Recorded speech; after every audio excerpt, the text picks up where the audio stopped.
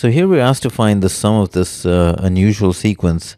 We notice that just the terms in the denominator are in geometric sequence, but the terms of this sum are not in geometric sequence. So the question is, how do we play with these terms so that we can somehow add them? And I think the main thought I had was to use what's normally done with geometric sequences is to multiply by the common ratio, the sum, and see if that leads somewhere. So that was really the approach I took. Now you'll notice that the terms in the numerator are squares of natural numbers, so we can write these as, so that's the other thing I did, just to kind of give it some pattern, so on and so forth. So multiply by 7 on both sides. Let's see where that leads. So that would be 2 square, 3 square over 7, 4 square over 7 square, and then 5 square, 7 cube, and so on and so forth. And then the key step in manipulating these type of geometric sequences, which this is not, but is you typically will subtract this from this, and most of the terms drop out here. That's not going to happen, but we'll still try to pair the terms with the same denominator. So we have 7 square, 7 cube, and see what pattern we get.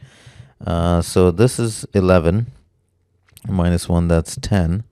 And then we get 3 square minus 2 square over 7. So it's really about just trying to see if we can find some kind of a pattern.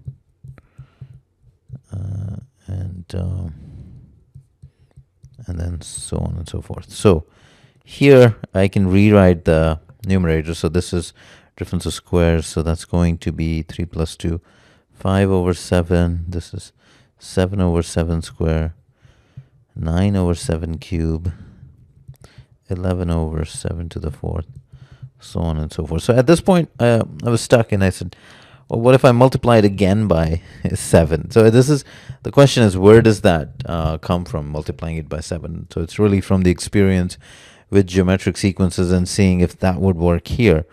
Clearly, it doesn't work with just one multiplication. So at this stage, that was really the only option left. So this would be 42s, and then that becomes 5, 7 over 7, 9 over 7 square, 11 over 7 cube. Let me write down one more term here. 13 over 7 to the 4. And I think it was at this stage that you notice if we subtract again, that if we again pair the terms with the same denominators, that we notice that the difference is just 2. So it's fixed. So if I do the subtraction here, we get 36s, subtracting this from that. And then 75 plus minus 10 would be 65. Here we're going to get 2 over 7, then 2 over 7 square, and 2 over 7 cube, 2 over 7 fourth, and so on and so forth. This is infinite. So this is, of course, manageable because we can factor. So I'm actually going to move to the next page. 36s is 65 plus 2 times. So I can factor the 2 here. 1 over 7 square, 1 over 7 cube. That. And then we just need this sum. Actually, I should call it something else. Let me call it x. And this is where, this is now, these terms are in geometric sequence, so we can apply the standard technique of multiplying by the common ratio. So that would be 7x, 1 over 7 squared, 7 cubed. So now, if I subtract this from this, we get 6x, and then all of these terms drop out equal to 1. This is 1/6. So that sum is 1/6. Some of you may already know that formula, so you can just apply that directly. So this becomes 1/3. So this is 65 times 3 plus 1 over 3. So that's 195 plus 1, 196 over 3, which means that what we're looking for is this, and then divide this by 4. So 49 over 27, which is answer choice C. Another way to do this problem would be to actually approximate the sum of this and then compare it to the answer choices. Because as the terms get larger here, I should say, as the higher terms, they get really small because we have higher powers of 7 in the denominator.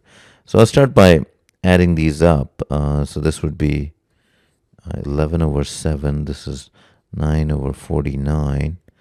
And 49 times 7 is 343.